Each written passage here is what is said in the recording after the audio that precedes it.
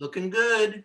Okay. Yeah, All just let right, me know. so I am a federal employee. I work for the Air Force Declassification Office. It may not sound like something that's involved with the National Historic Preservation Act, and you would be right. Historic preservation was more of a sideline for me. I am not a traditional historian. My background is in the physical sciences. My degrees are in chemistry and geology. I've worked as a chemist and as a geologist for an oil company. But when the oil company laid me off, I needed to find something new and embarked on a journey of discovery, which 10 years later led me to Washington, D.C. area and work in the federal government. I am a classifier, declassifier. I work with historical documents. I work at the National Archives in College Park, Maryland. Started off working for the Department of Energy as a contractor. And then about 15 years ago, I became a federal employee with the Department of the Air Force. As you can see, we did try to present this in Atlanta, and we tried to present it in Salt Lake City, and now we're presenting it through the ether. Next slide. I have to say this in all presentations, the views expressed are my own and do not necessarily reflect the views of the Department of the Air Force, the Department of the Navy, the Department of Defense, the intelligence community, the US government, or my fellow panelists. And I also have to say, because I am not a traditional historian and not immersed in all the things that you historians learn in school or in practice, I may be wrong about some of what I am presenting, but only some, not all. Next slide, please. The purpose of the National Historic Preservation Act. In my mind, the purpose is it's a mechanism for preserving our history. It is not a full employment act for public historians or archaeologists. It is not meant to be a stimulus act for cultural resource management firms. And I don't think it's supposed to be a work stimulator for state historic preservation offices and officers. Next slide. What are my motivations for having originally suggested this for last year's meeting? So we're talking about formulating this 2 years ago in 2019. So I call myself a Cold War historian. It's something that I've studied for almost 40 years. And one of the reasons why I'm so interested in it, besides the fact that it took place in my lifetime, is that it was the only 20th century war fought by the United States largely on US territory. Now you might say, well, was it really fought on US territory? Well, there's a lot about the Cold War that you find in hot wars. You've got orders of battle, you have defended areas, you have people who died, you have lots of casualties, wounded people. And it was a 24/7 operation from 1946 until 1991. So in my mind, in many ways, it was a real war. My interest is in the built environment of the Cold War, especially what appears in the United States. I'm most interested in what you can put on a map. And as I studied the Cold War built environment, I found that a lot of things that were significant from the Cold War were disappearing, even though we had a National Historic Preservation Act. How did this happen? Why was this happening? And that's what I'm going to be talking about today. Next slide, please. So for the purposes of this presentation, if you want to know where's the beef, here are two of my personal beefs when it comes to NHPA. One, using an inappropriate historical context to evaluate historical significance. And two, having a lightly informed, but still interior qualified cultural resource firm doing the evaluation. So let's start with an example. The next slide. It's a photograph from Washington, D.C., the infamous or famous building 213, which was the home of the National Photographic Interpretation Center, called NPIC. This was its home for the period 1963 to 2011. It started around January of 1963, and it moved to a new facility that was built in Virginia in 2011. In my mind and in the mind of some other people, it was probably the most significant Cold War resource in Washington, D.C. Why is that? Next slide. It appeared in the northwest corner of the Washington Navy Yard Annex, which had been added to the Washington Navy Yard for World War II. that part of the Navy Yard was going to be accessed, so we had to follow a Section 106 process. NPIC's mission, the analysis of aerial and satellite photography taken over denied territory during the World War to avoid another Pearl Harbor. And when I say to avoid another Pearl Harbor, that would be the terminology used by World War II veterans during the Cold War. We have to avoid another Pearl Harbor. So that's what NPIC was. How should it be evaluated? Next slide. So Building 213 was constructed in 1943 as a storehouse. Contractor that was hired to do the evaluation of buildings in that part of the Navy Yard, their historic context was 19th century naval armament manufacture. 19th century naval armament manufacture is an important historical context. But as far as Building 213 is concerned, it didn't have a chance. Now, how much did the firm, the CRM firm, the SHPO for DC and the Advisory Council know about the history of Building 213? I don't know, but in the next slide, you'll see the result of that Section 106 process. Next slide. So that's what it looks like today. I don't expect that there should be any historic preservation of the facility itself, but there was not any kind of documentation of the building either. It was not considered significant based on the 19th century naval armament historic context. For those people who know Washington, D.C., off to your right, out of the view of the picture, is the Washington Nationals baseball park. And that bit of building on the left edge is the Department of Transportation. This is on M Street between First Street and New Jersey Avenue. So that's the first example. Next slide. This is from the Navy. We're going to be talking about naval facilities. Naval facilities, probably the most important family of naval shore installations during the Cold War.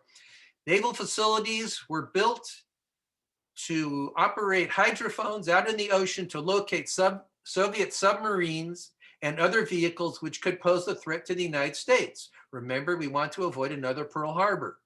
Naval facilities existed on both coasts and also overseas. Over time, they became consolidated. What happened would be that the hydrophones would be rerouted to the facilities that remained in service. The one that I'm going to focus on is in Northern California, a very remote part near Ferndale. It was Naval Facility Centerville Beach. It was operational from 1958 to 1993. So who do we get to do the required Section 106 work? Next slide. So this is the title page of the Historic Resources Assessment.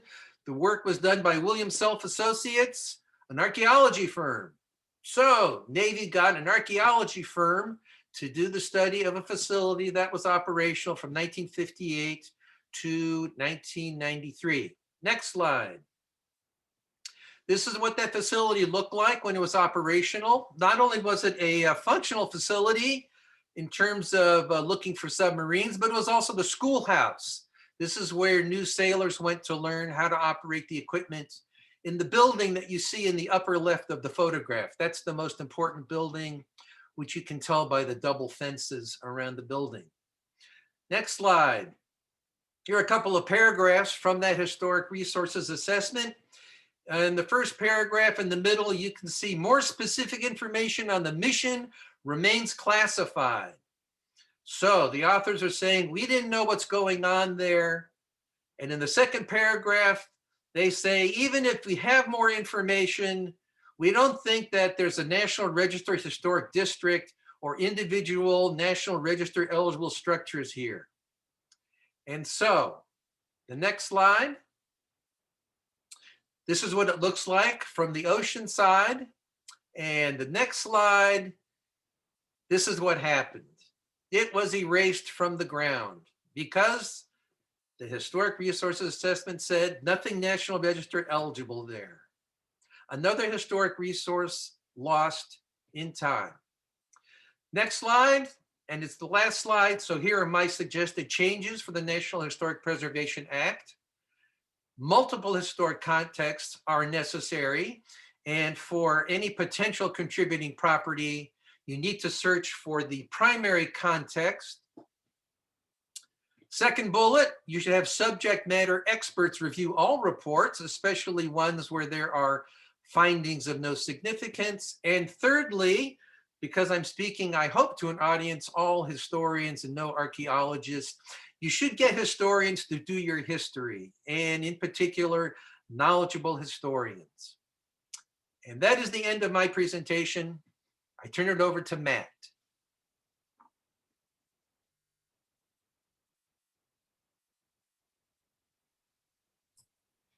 Okay, I'm going to transition here to my own PowerPoint, if I can bring it up.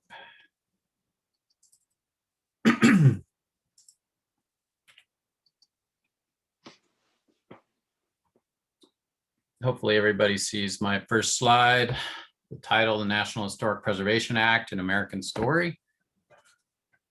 I'm Matt Sneddon. I work for Historical Research Associates. We're a CRM firm with headquarters in Missoula, Montana, but I'm out of the Seattle office. I have a background in engineering and a PhD in history. I developed my love for place-based history working for the National Park Service's Historic American Engineering Record.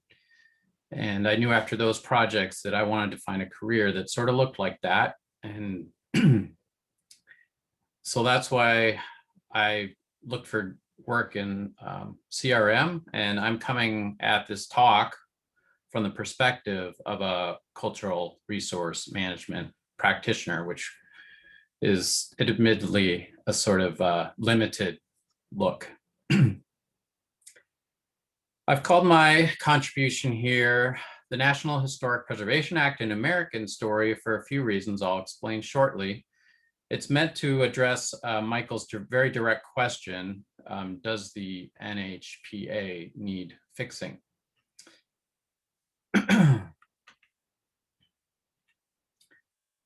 So I'm going to ruin the suspense. Yes, I believe it's broken in some fashion. Is it redeemable? I think the answer is yes, but probably not likely. And why? And this is where the title of my talk comes from. It's an American story. And I think this is because it embodies some of the age-old contradictions that have long framed the economic and political and social discourse in this country. And for me, it's the root of its brokenness, but also its chance for redemption. So let's head back in time a bit for some discussion of the roots. When the Federalists faced off against the Anti-Federalists for the soul of the new country. And I'm going to use a couple of tropes here. The two champions of either side, Alexander Hamilton and Thomas Jefferson. And this is simplification just for the purposes of the talk, but I think we can, there's some consensus that Hamilton saw an important role for strong central government. He valued order, consistency, and stability, and viewed government as an overall agent of the public interest. Jefferson, certainly coming out of his experience with British rule, feared tyranny, prioritized individual freedoms and rights, and was a little bit more skeptical of big government. Hamilton had a tendency to view things in terms of the economic health of the country, whereas we might say Jefferson thought of things more in terms of the political health of the country. Let's fast forward to 1966, the year the NHPA was passed. So I pulled out a few of the statements of principle from Section 1 of the Act, statements that I think most people who value history could get behind, that the spirit and direction of the nation are founded upon and reflected in its historic heritage. I'll let you read the second 2 points here, but I did want to explain my points of emphasis there. And that is that they were interested in emphasizing the direction, the living aspect of heritage and the sense of orientation. And I just wanted to emphasize this to show the author's hope that the NHPA would function as a forward-looking effort and the importance of that effort. I've got a postcard here of the Lutheran Mills that later is part of the Hagley Research Library as one of the very early sites added to the National Register of Historic Places created by the Act in 1966.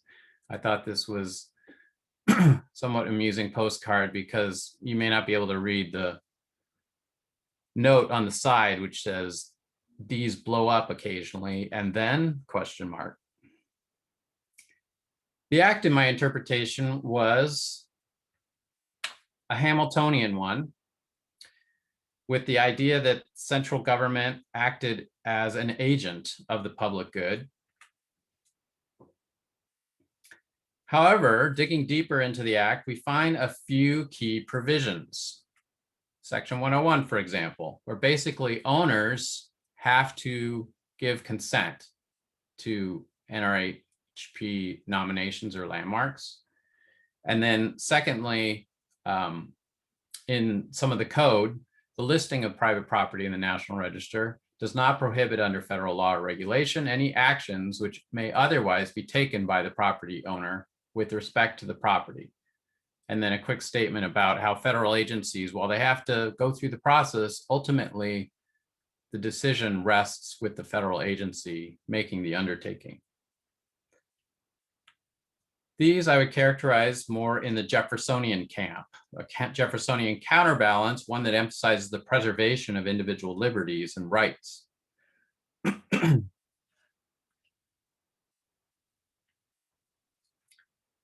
And I've called it here the Jeffersonian Achilles heel.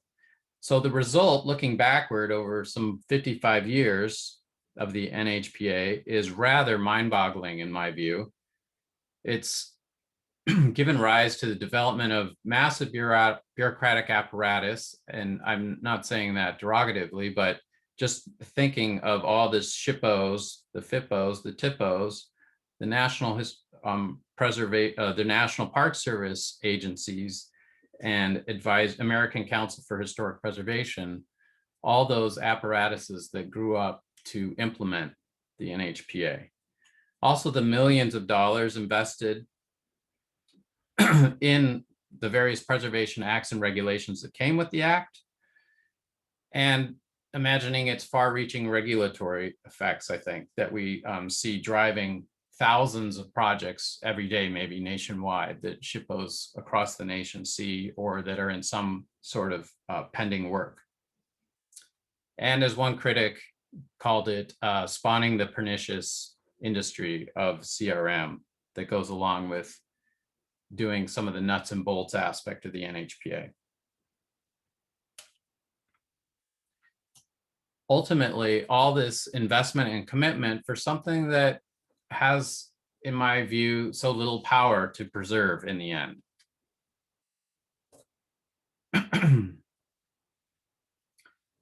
So, and from my perspective, I've seen this in National Historic Landmarks, in NRHP listed historic properties, all that have undergone various demolition projects, because what's mostly involved is mitigation, which is a barrier in some respects, but never prevents demolition.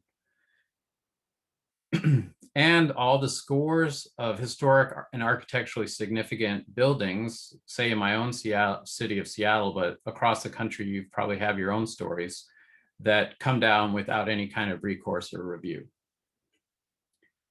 But I don't want to cast the NHPA as a story of failure. I also believe it has many achievements here. Like the Constitution, it's born of a context, but its ability to change, I think, is impressive, flexing to include new values that evolve with our society throughout the 20th and 21st century. I've got a couple examples here listed. It's also, I think, built in a useful apparatus for implementation. All the heritage programs, the list, the inventory, standards, technical bulletins, records, I all think they forward in a basic way the, the path forward for preservation. I think it's made very real obligations for federal agencies to raise the standard for their preservation efforts. Certainly a vehicle for advocacy. It's built, I think, effective public-private partnerships if they're looked at holistically, and provided various aspects of funding for preservation, either directly or through tax credits or other programs. I'll just run over a few areas for potential improvement from a CRM perspective. First, I think, as Michael detailed in his presentation, I think one of the problems in the nuts, these are all sort of more nuts and bolts ideas, that there is a very uneven quality of NRHP evaluations out there. I'm thinking one possibility is that you implement something like in archaeology, where you do have to have a specific certification that's approved by SHPO to be able to submit history-based or architectural history-based evaluations.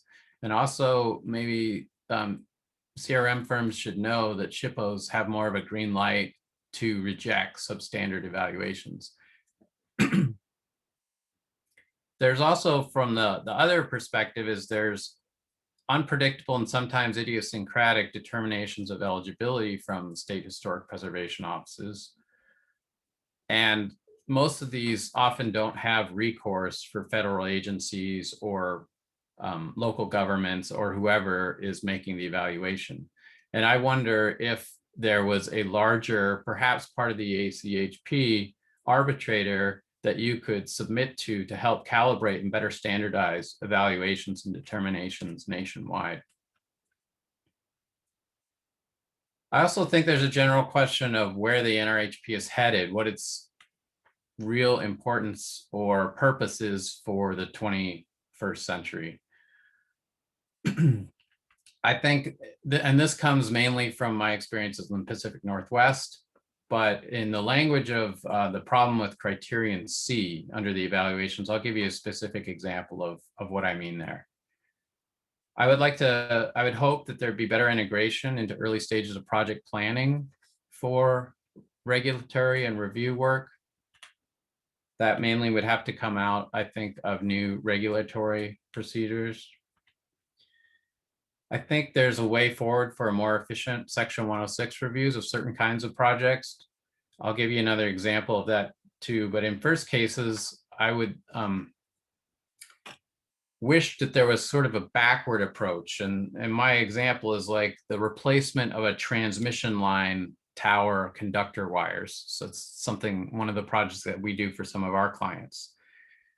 And the deal is they might be just replacing the wires, which they would think isn't going to cause any kind of direct effect, but they're still required to evaluate vast numbers of structures that are along the parcels on either side.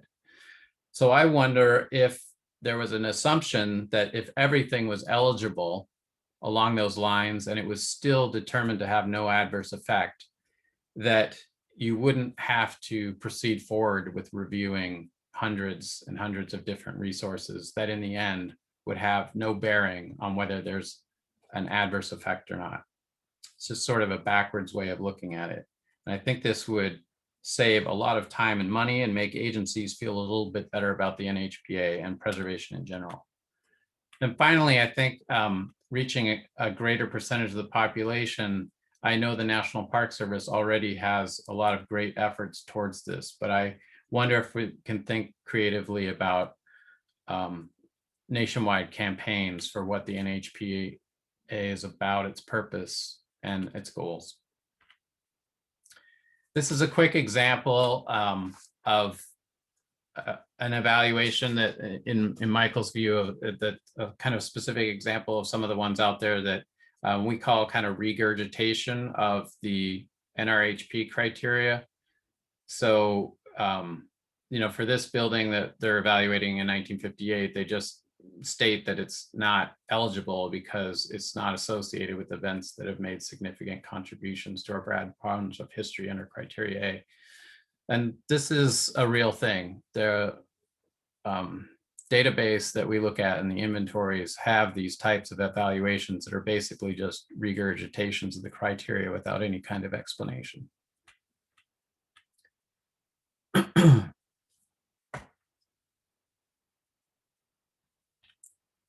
Then secondly, as far as the NRHP goes, the problem with criteria C that I mentioned, the embodiment of the distinctive characteristics of a type or period or method of construction. And I think the guidelines say that there's a danger here that almost anything can be eligible under this that has integrity. And I just raise this as a question it's not new. People have been talking about this for a long time.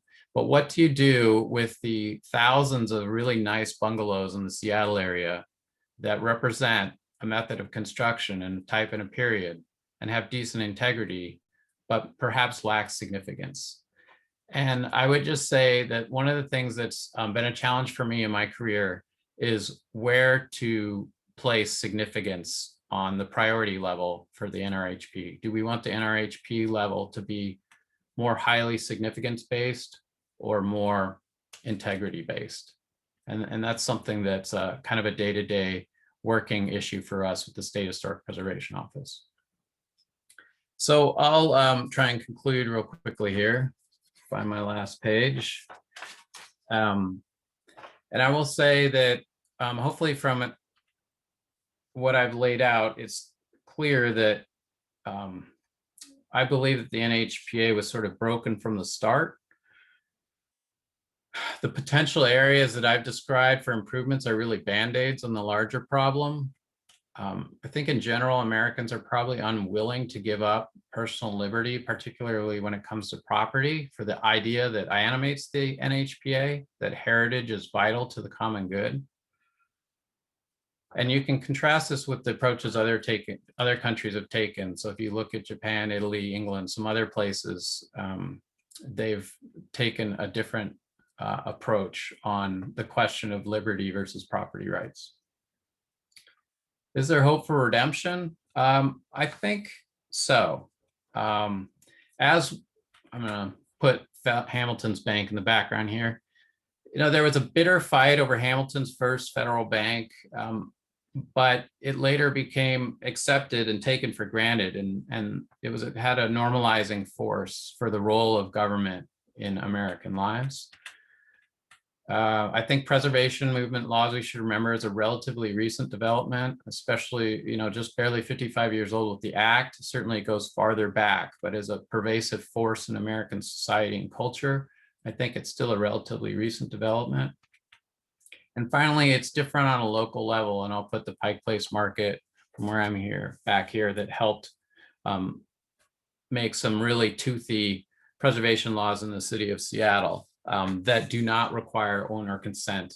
And once something is nominated as a Seattle City landmark, it requires review of any changes. So, and this Seattle's not alone. There are other cities like this across the country. So there are some precedents here in America for kind of maybe putting a little bit more bite back into the NHPA. And thank you. I'll look forward to further discussion following Kim's presentation.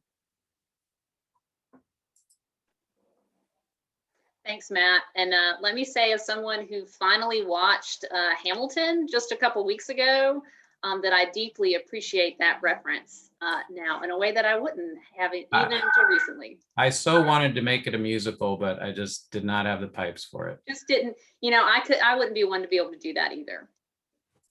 But anyway, everybody, I am Kim Campbell. I am currently the Director of Interpretation and Preservation at the Coastal Georgia Historical Society. Before I go any further today, I am going to disclaim that what I'm going to present to you are certainly my views and do not necessarily represent the views of any employer of mine, past or present.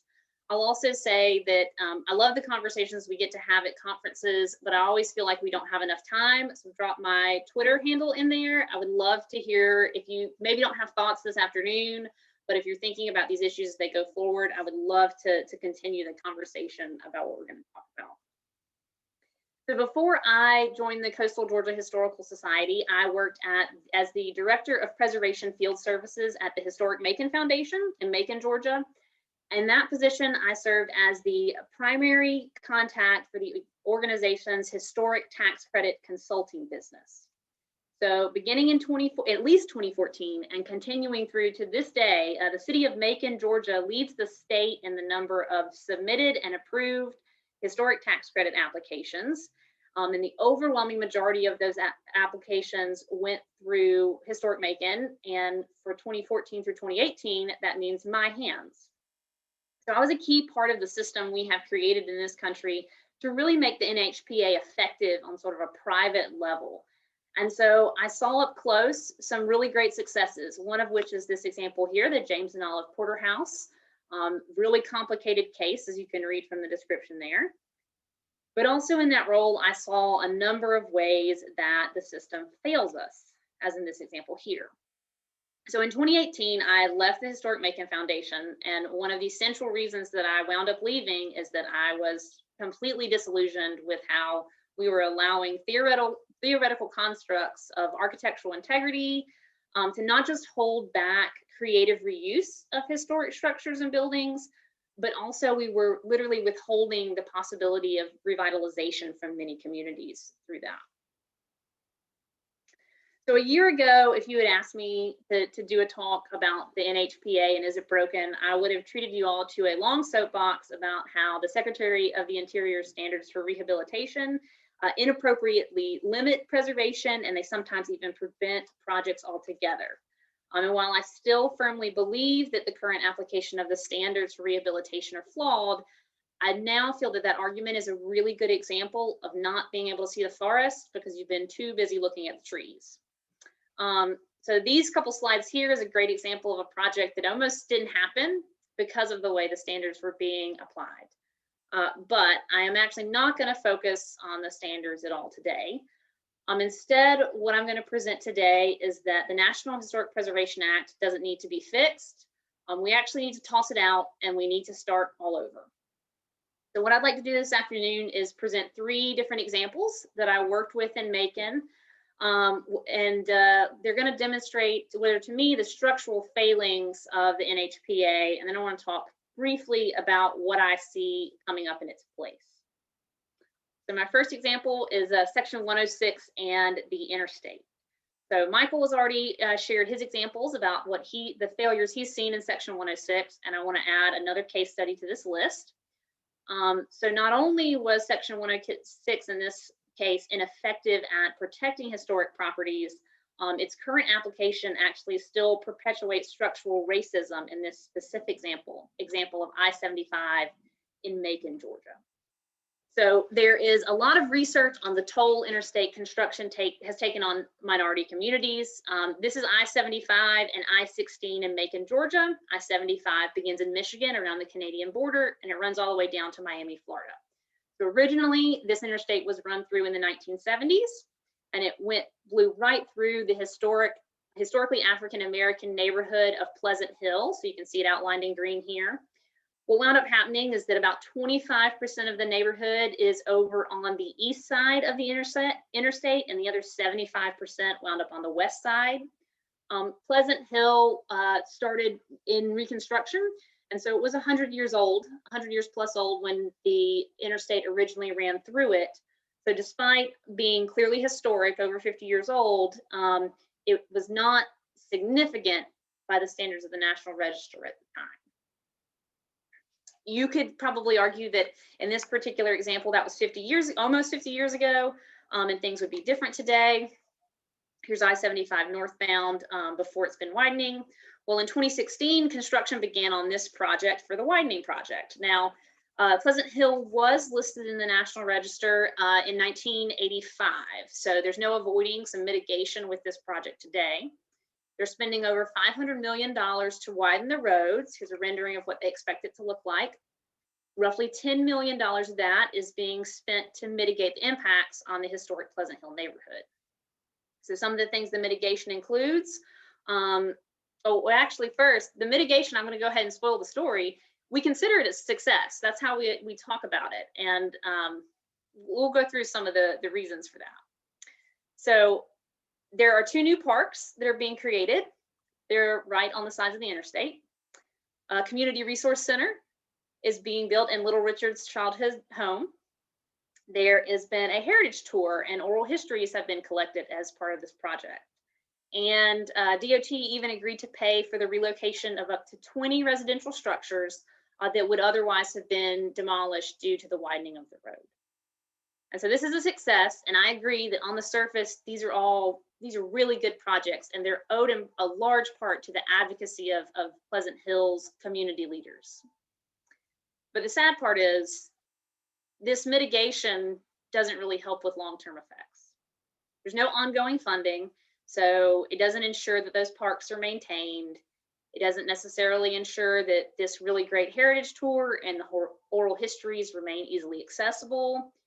It doesn't make sure that those 20 residential houses that are moved are habitable because of how close they might be to the interstate. It does nothing for anyone else who now lives that much closer to a major interstate. It doesn't mitigate the environmental effects of living next to all that pollution. So we celebrate this mitigation as a success, and yet to me, it really does nothing to mitigate the inequalities that were caused by having the interstate destroy still more of this neighborhood.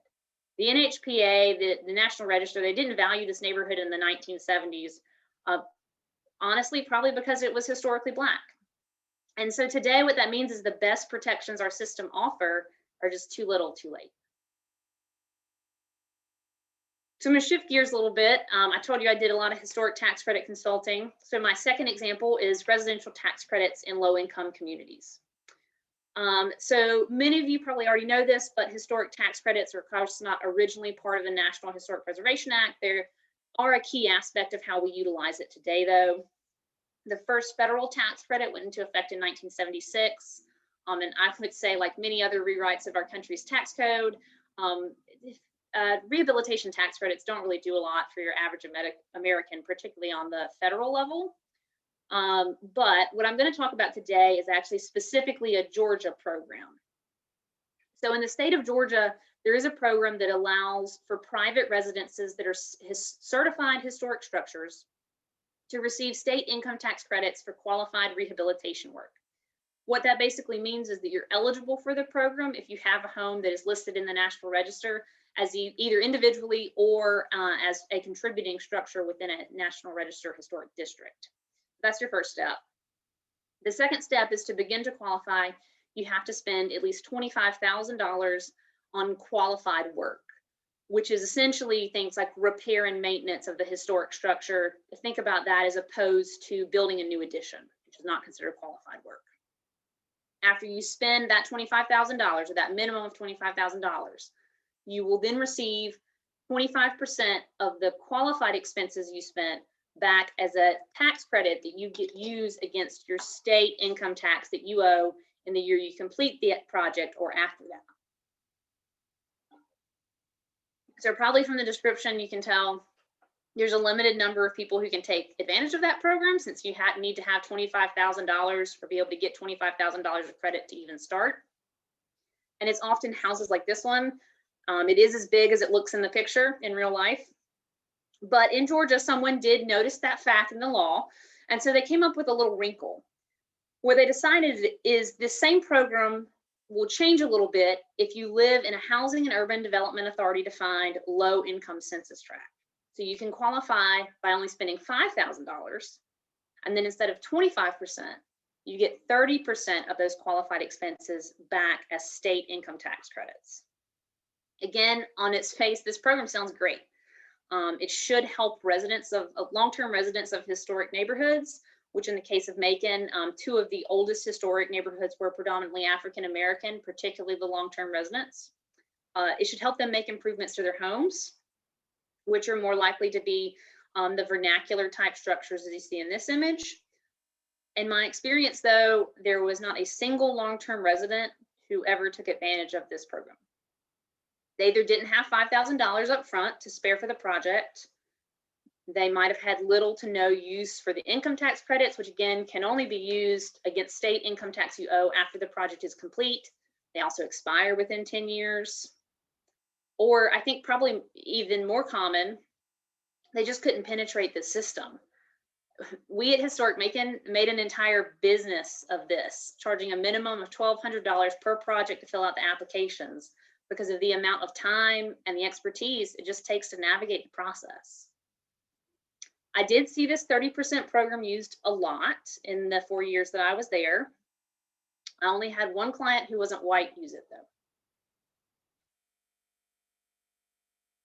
Okay, so my last example, the individual National Register listing of vernacular buildings, or lack thereof. So sort of my bread and butter at Historic Macon were buildings listed in historic districts. So there are a lot of vernacular buildings that are listed in the National Register, but the system naturally privileges higher style buildings, larger buildings. And to me, that really shows the sort of racist and classist roots of the NHPA. In this country, it's primarily been those people who identify as white that have had the wealth to build those recognized architectural styles that allow things to be individually listed. Vernacular buildings can be listed within districts, but it's actually pretty difficult to list them individually. I was really interested to hear Matt's comments about whether or not we should do that, because I've always gotten the response that you couldn't, but it was almost going to be impossible to list a vernacular building individually. Practically, you know, this means that your building, even if your building your vernacular building just falls outside the boundaries of the historic district, you can't access the incentives I was just talking about, which again, they're of limited usefulness to many of us.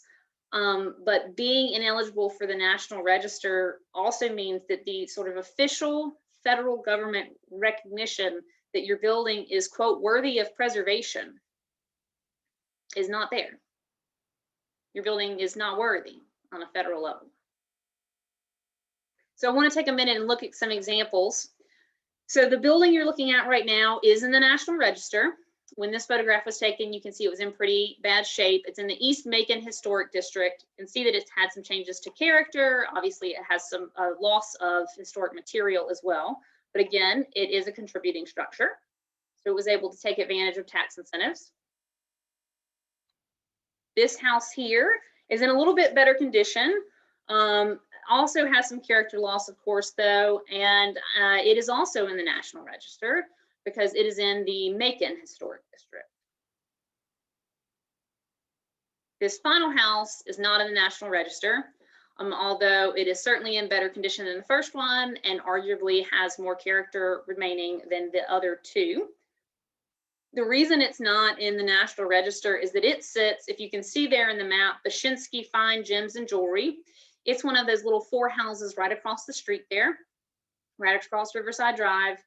And the Macon Historic District, which is this enormous, sprawling historic district, the boundary runs up on Walnut Street, a couple blocks over. So I'm going to say, I haven't tried this. I don't really know why anyone would, but I'm going to theorize for a moment that it would be easier to list your sort of generic Confederate monument in the National Register individually than it would be to list individual vernacular building. And I say that because if you have access to historic newspapers from the town in question, your monument was probably covered in the press several times. And that clear documentary history is a good mark in its favor for National Register listing. You can trace it. The monuments unveiling typically involved, quote, people of local significance, right? And the unveiling itself actually was probably a, quote, significant event in local history. And I'll also say money was spent on these objects, and that investment might lead to some aesthetic qualities that may merit listing in their own right as an object in the National Register. But meanwhile, our lovely little house has none of these advantages. So if modern development or simple bad luck due to arbitrary boundaries deem it outside a historic district, it is officially not worthy of preservation. So a few years ago, I was able to attend a roundtable discussion that was put on by the National Trust for Historic Preservation to discuss the 50th anniversary of the NHPA. And we had spent the morning in this long discussion of preservation theory and practice and the state of the field and where we were going. And then David Brown, who was then the Chief Preservation Officer of the National Trust, he said something that just completely changed the way I view the NHPA. He said, "We placed our historic preservation program in the hands of our country's premier collection agency, the National Park Service. How can we ever expect for the result to be anything but a collection?" Now, I have a museum management certificate. I am literally sitting in a museum right now. I work for a collection-based historical society, so I believe in the value of collections. But I also believe historic preservation has a much greater purpose than to create a collection of our country's various buildings, structures, objects, sites.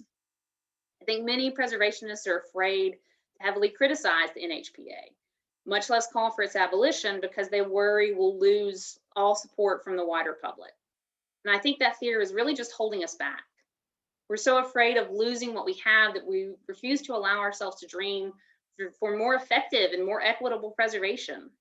What if our system valued history and the meaning of historic places within their own communities? What if we incentivized the reuse of all existing places, not just those that happen to meet the criteria for a list? What I want to see is a codified preservation model that considers the needs of people first and foremost, where each community determines what is important, and then the government at all levels helps the community preserve it, regardless of that community's wealth. I want us to be unafraid of preservation that is radically inclusive, even if it looks nothing like what we have right now. So I know that's not much of a roadmap going forward, but I think Michael, Matt, and I would all love to hear your thoughts. So if anyone wants to turn on a camera and unmute and has a question or wants to say, comment, we would love to hear it.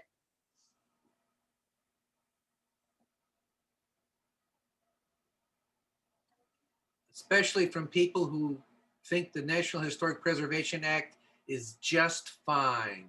Yeah, definitely. Do we have to unmute them?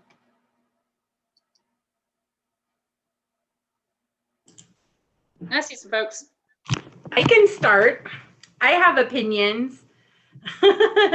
I am Rebecca DeBrasco, and I am a historian with the Texas Department of Transportation in Austin, Texas.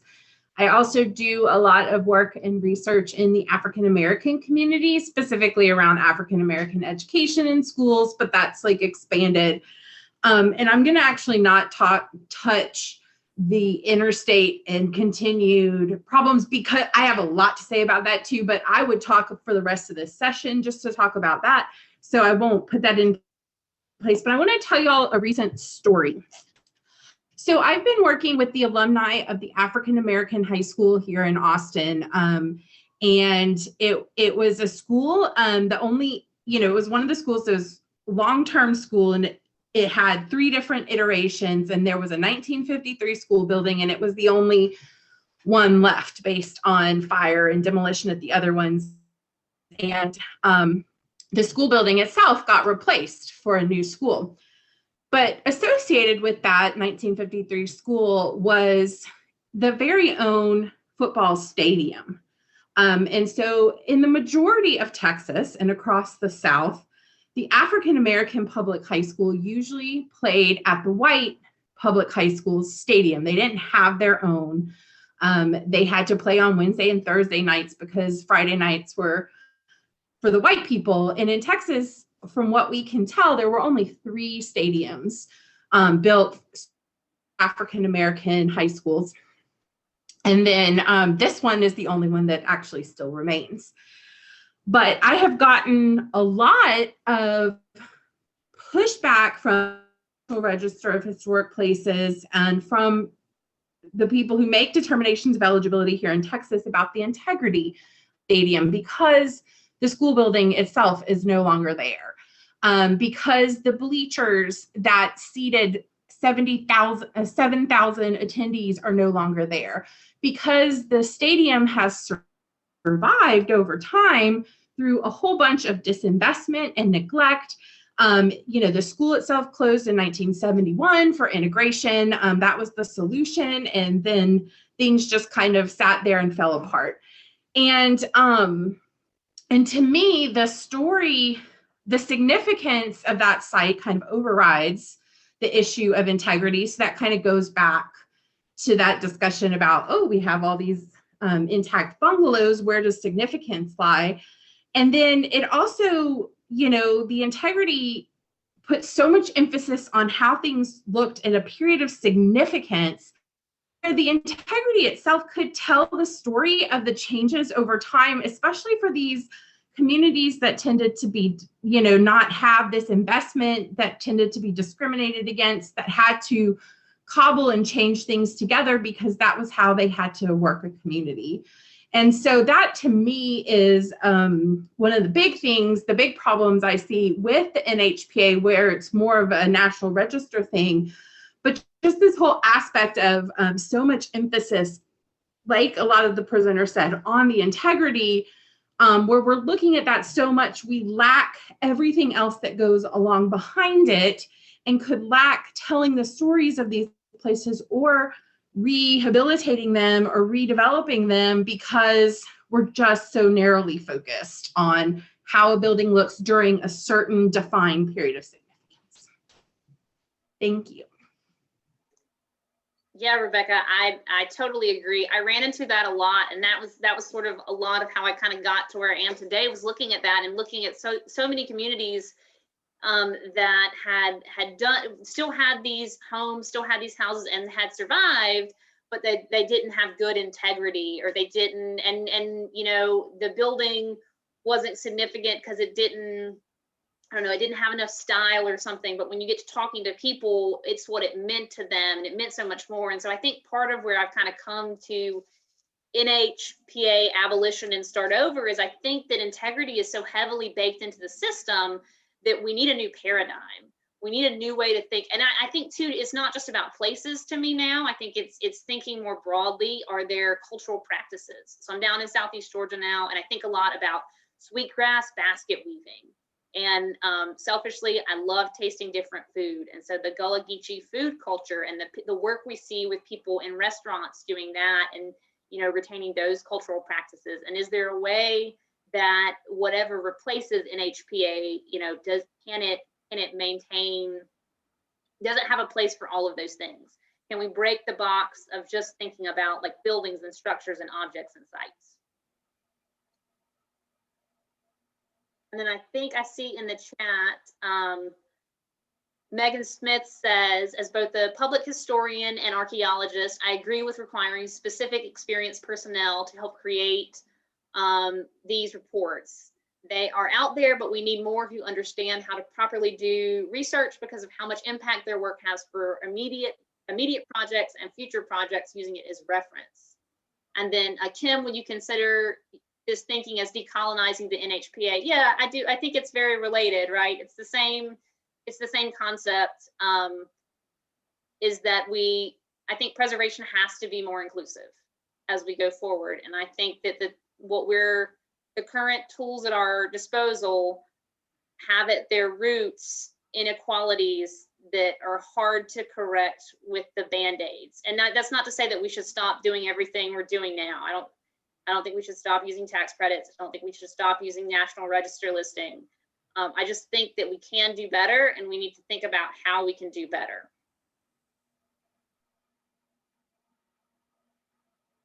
There was somebody else who turned her camera on. That was me. I'm Rachel Bassan Porter. I am in Tallahassee, Florida. And part of my work right now involves partnering with some community organizations that are poised as, well, there's a term that they use specifically, a community quarterback. And this is in a traditionally African-American part of the city. And what I have been doing is looking back at some of the National Register designations that were done as part of a mitigation project prior to an area that has now pretty much been torn apart, rebuilt, and is continuing to do so, kind of plowing through everything in its wake. And one phrase that continuously, and I have it actually right here, continuously comes up is that its neighborhood has lost its historic setting. And repeating both what Kim and what Rebecca had said, is sort of happening over and over again in these traditional African-American communities. And what I think, one thing with the National Register in particular that was set out to kind of remedy these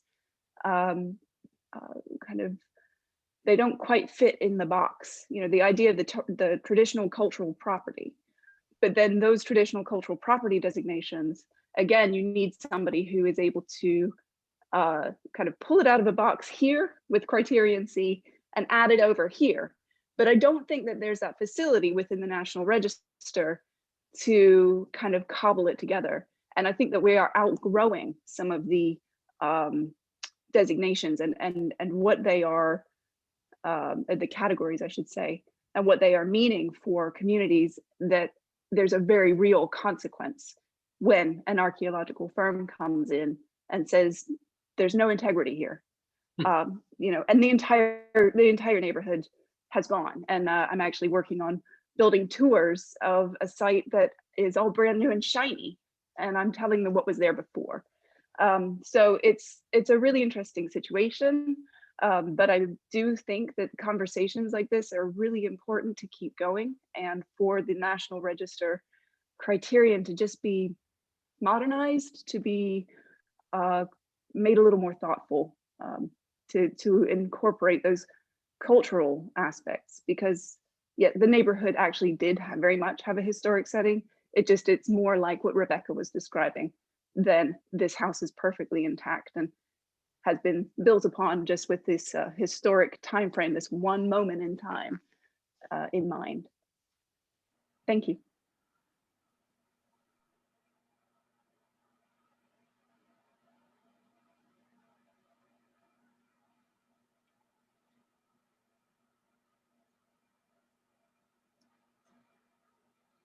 So everybody else agrees with everything we said.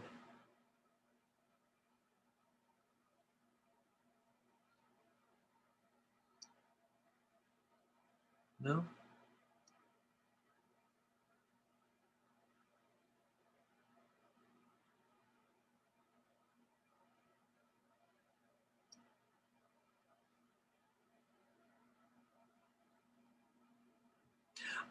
I didn't formulate any questions to ask.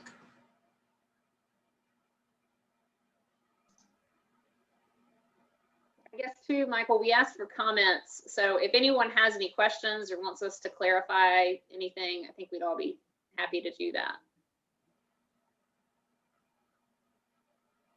Anybody have any feeling for how the National Park Service would feel about changing NHPA, National Register criteria, aside from the previous exercise?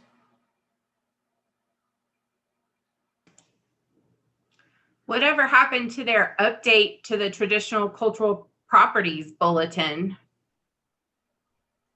Does anyone know?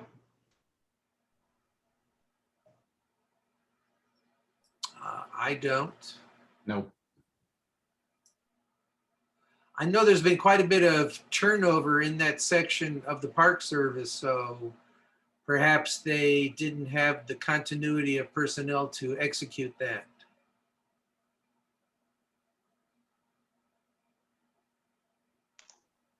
We There's had a- someone ask how the process to overhaul the NHPA would look like. Well, I mean, it would have to be another act of Congress, wouldn't it? And to Matt's point, we've built a really big bureaucracy around that. I think in my example, in some of the other scholars that I've read about it, I think I see us still using those same people. I mean, those people do often know history, and I do see government supporting preservation work, but it would come from, I don't know if this is exactly what you're asking, but I think it comes down to we have to have the political will to get something totally new through. And I think the best, I guess the closest example to something I've seen is Australia has been overhauling their preservation system in an attempt to decolonize it. And they did some work in 2015 with kind of a new system with sort of some new categories. And they're supposed to revisit it every 5 years and see how it's progressing, but I have not been able to find online any sort of 2020 update to that. Understandably, that could have been messed up by the pandemic, so maybe they're waiting to do that review. I know my two fellow panelists had some different views about how it could be changed, but could we start with the existing act and modify it?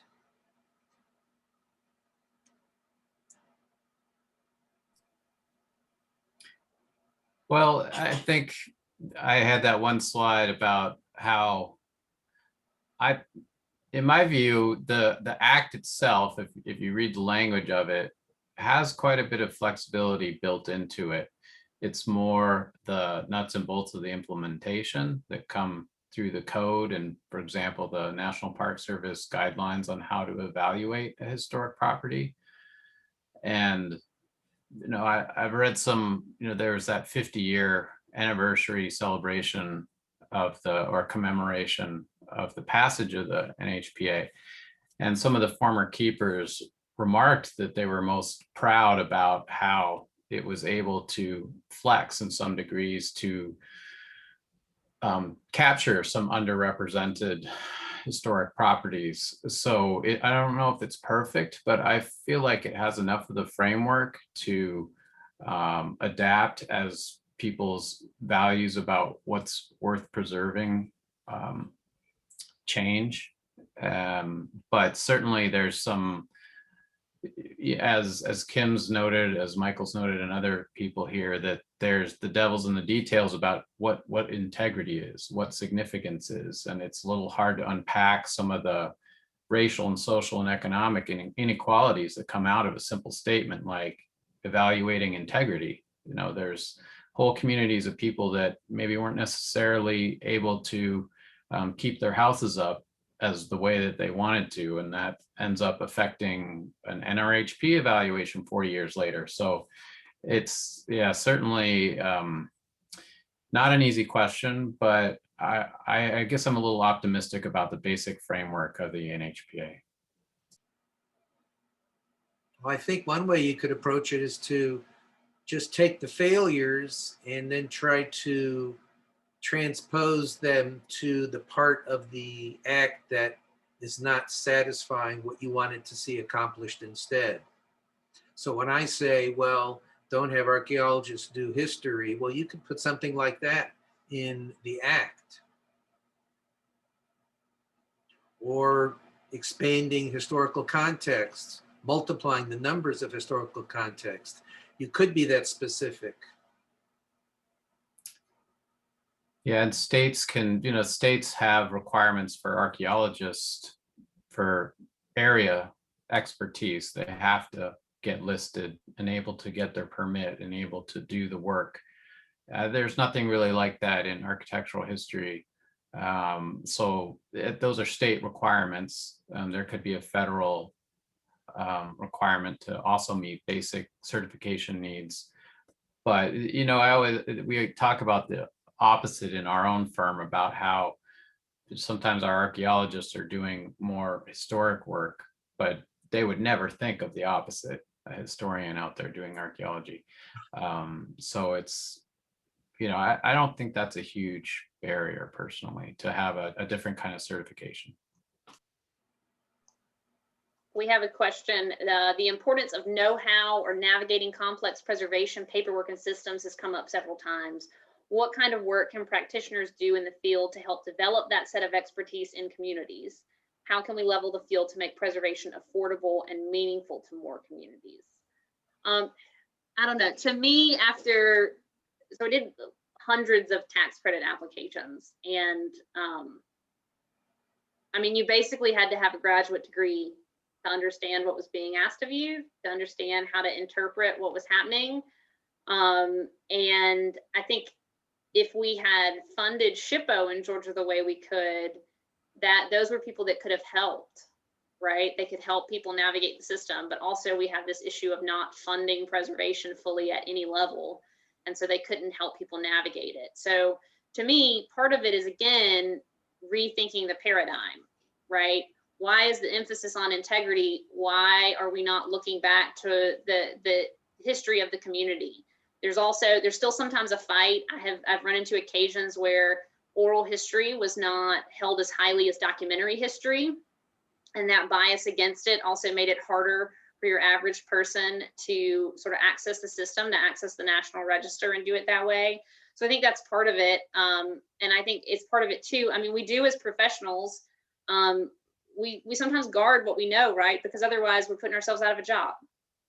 So it's a matter of remembering that giving more, there's not pieces of pie, and we're not making our piece of the pie smaller by sharing with someone else. I think there's so much history out there for people to work on and for people to share, that it's a matter of giving people the tools they need to access it.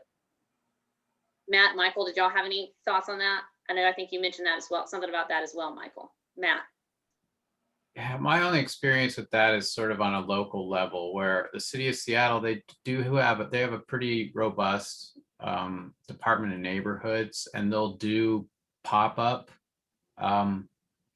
public or neighborhood focused pop-up workshops where they'll like just have somebody there to meet with the community who is interested about what preservation means for the neighborhood or your house. So in Seattle, it means a lot. But it's on the local level. I don't really have much more experience beyond for something that would be more widely applied, aside from being involved in some public history programs where they do some outreach, especially as they send students into projects. I mean, I taught a class in the University of Washington system that was just about preservation, and I had all my students, do something in their neighborhoods, in their communities, to get used to the idea of how you can make a change in the world. And I think I felt like as universities are one tool to at least help college students that doesn't really get it at the different social and economic levels in communities, but at least gets a broader understanding of what it means and the different avenues that it takes in terms of its regulatory and bureaucratic mazes that you have to negotiate. I told my fellow panelists that I was a Luddite. And one way of proving that is every year when I file my federal income taxes, I do it on paper. I get the book from the IRS and I fill out the paper forms. And when I do my taxes, I start on the front cover and I go through the entire booklet.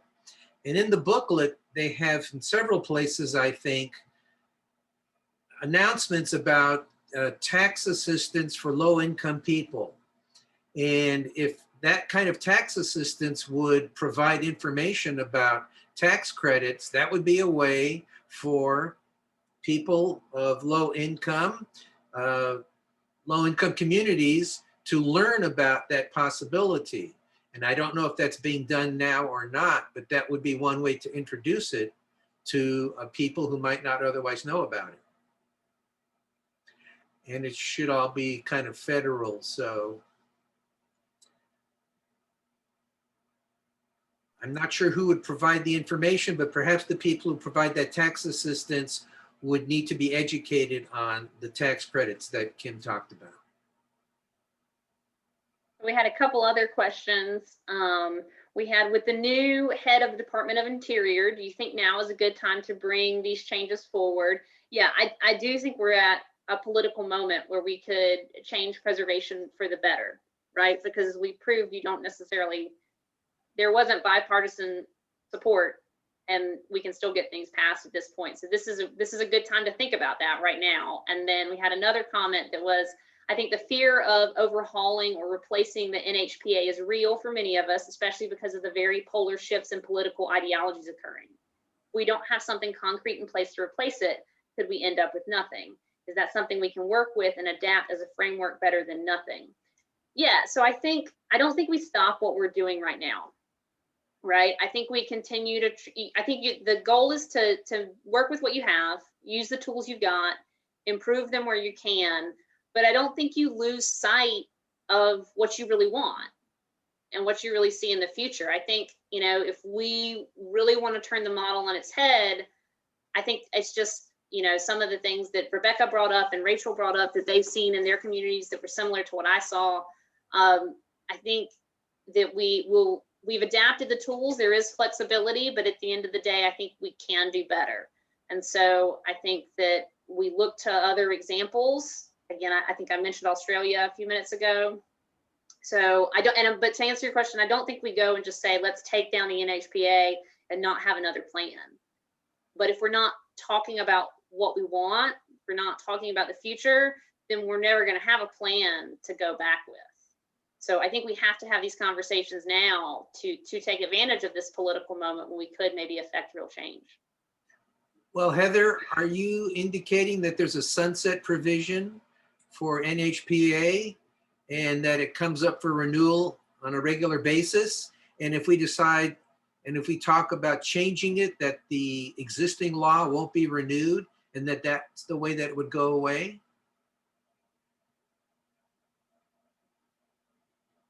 Over to Heather. Or does somebody else know if the NHPA is subject to sunset provision? Imagine if they had that for the income tax.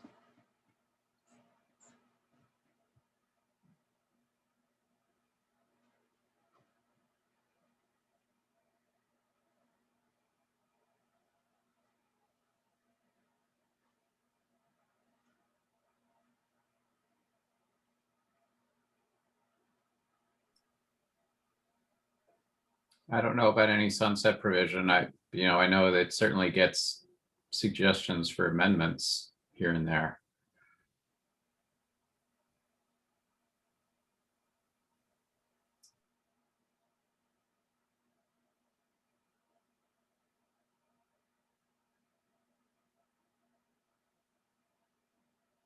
Anybody out there completely satisfied with NHPA?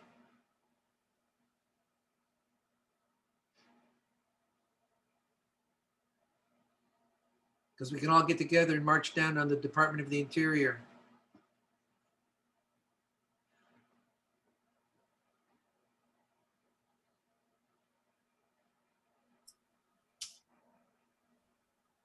Well, thanks for joining our conversation. I wish we were in person where we could carry on some of these details in more depth, but maybe next year. It's not an old question. It seems that the NHPA every year goes through its own review among the people who are involved with it. Michael, we had an answer to your query.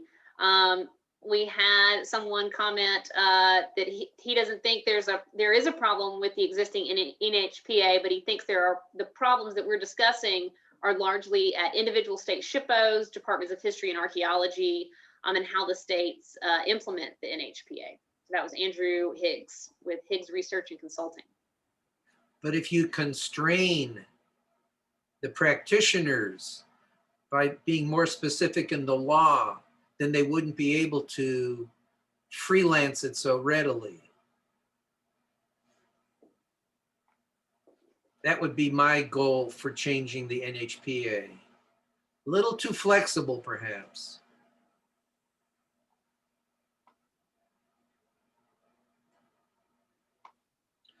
Well, I know who's not going to lead the effort would be the National Trust for Historic Preservation. I think they like it just the way it is.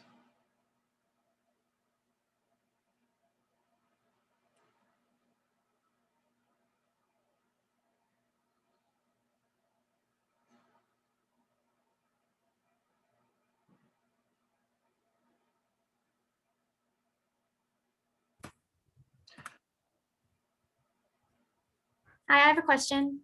Hi, Michael, Matt, and Kim. I am a public history educator at a university in Pittsburgh, and I'm teaching a graduate preservation class this semester. And we spent quite a bit of time reviewing the National Register and the NHPA and the criteria. And I think refreshingly, students find the National Register frustrating in its specificity and how detailed and how arduous the process is.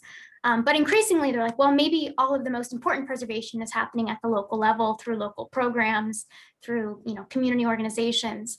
And in not saying it's not important to have a federal repository of historic resources, what is the role of historians in voicing discontent with perhaps the standards for integrity? Do we just push through or keep sending to our SHPOs National Register nominations that are hoping to broaden the parameters of integrity? Is that how we can get involved in shifting this conversation? If it's not going to be thrown out, if we're still working with these 4 criteria, what might you see as the role of the historian?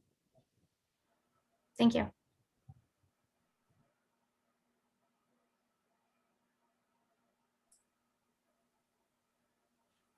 Well, I mean, for me, in my day-to-day life, that's certainly a personal problem. And from my own experience, I find it, as Andrew Higgs said, somewhat idiosyncratic depending on the SHPO you're dealing with and the specific person you're dealing with. So for me, anything workable would have to, I imagined it as a kind of a federal, maybe part of the NCPH that would be just dedicated to arbeiting evaluations. And if the SHPOs knew that people could have a place to argue a case based on a certain kind of agreement on what integrity or significance might look like, I think there would be kind of a national calibration about what the expected standards would be. And so in my scheme, you would try and influence the creation of that and try and influence what those standards, what integrity, what significance meant as a way to calibrate the country's, all the thousands and thousands of evaluations that are coming in, and try and also champion some of your own ideas about what integrity and significance should look like. I feel like given our current framework, it would have to be a sort of a top-down approach. I don't know, maybe that's, I'm not convinced that's the best way to go, but that's just one thing that occurred to me.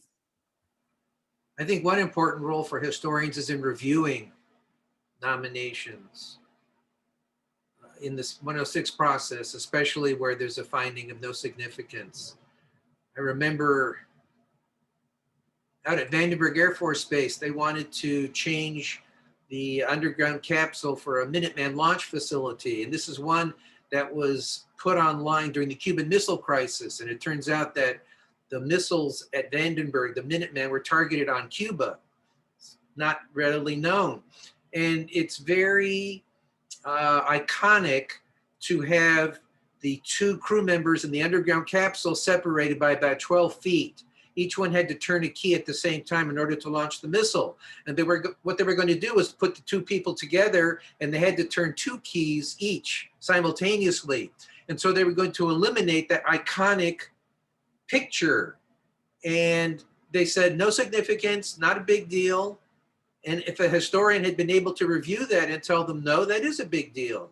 You are changing what was the case for over 30 or 40 years.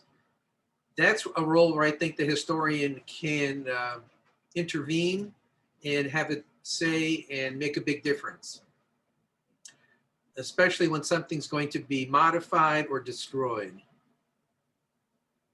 I think I'll build on what Matt and Michael said too. So working as a consultant, I had really strict time constraints, and also ultimately the goal was to make the project happen.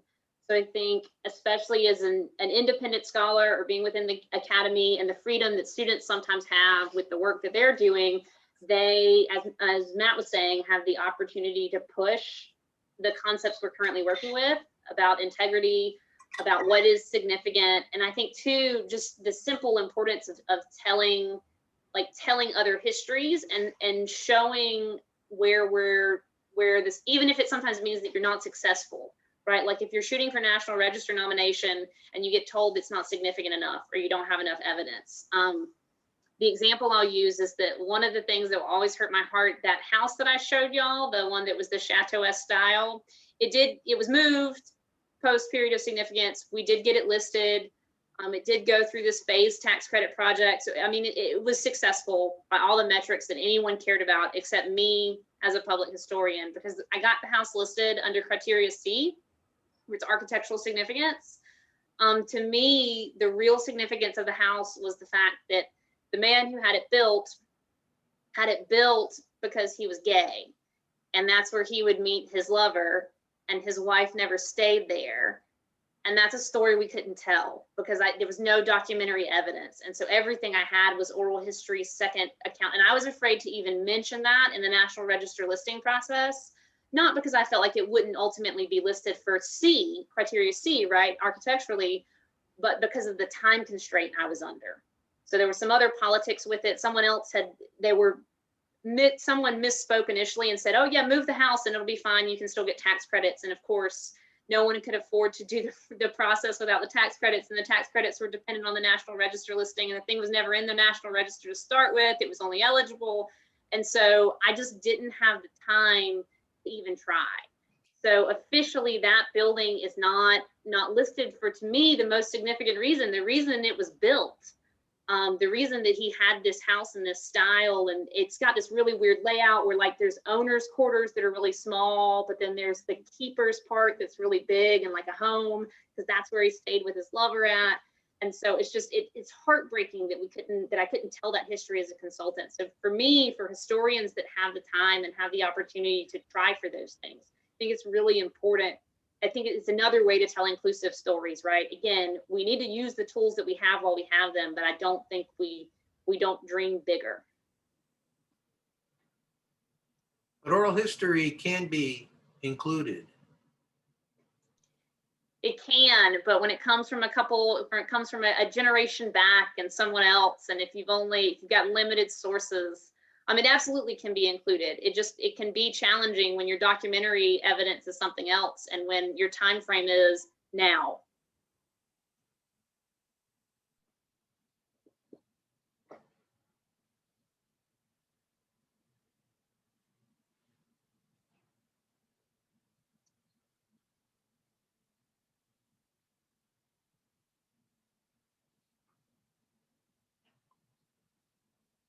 So Beth Boland thinks we might end up with worse.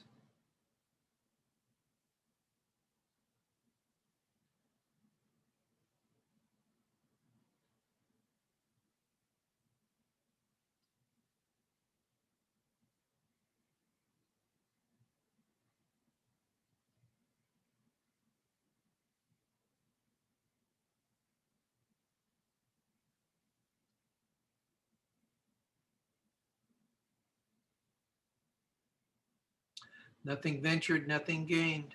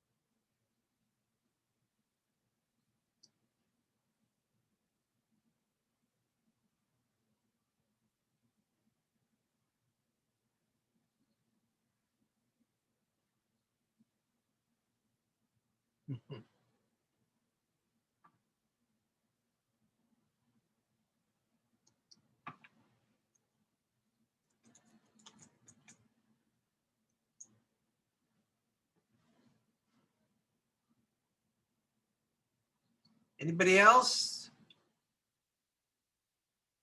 Oh.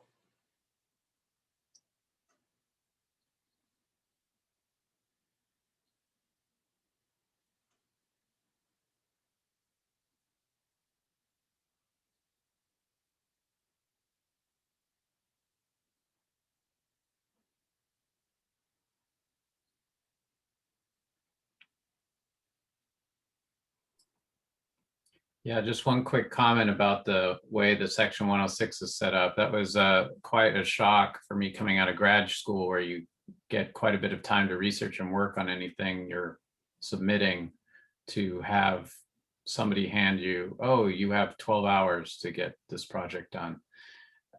So it is a very real constraint, and one of the difficult things about the way that the process is set up.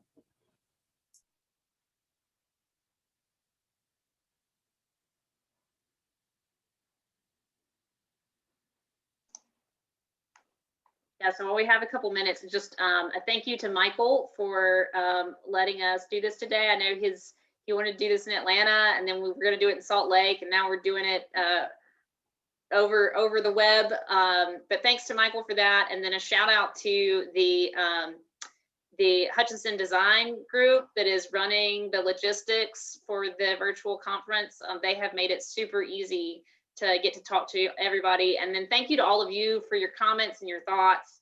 I do really believe that these conversations are incredibly important, and it's great to hear from all of you, even if it is in this, as Michael said, this ether format. Just want to add that this particular session was sponsored by the Committee for Government Historians. Anybody who's in government is interested in joining, because several of us are going off the committee after this meeting.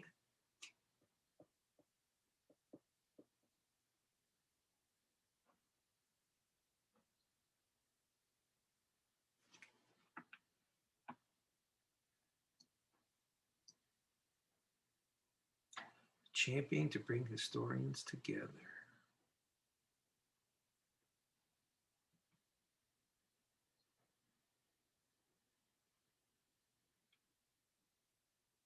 Is that it?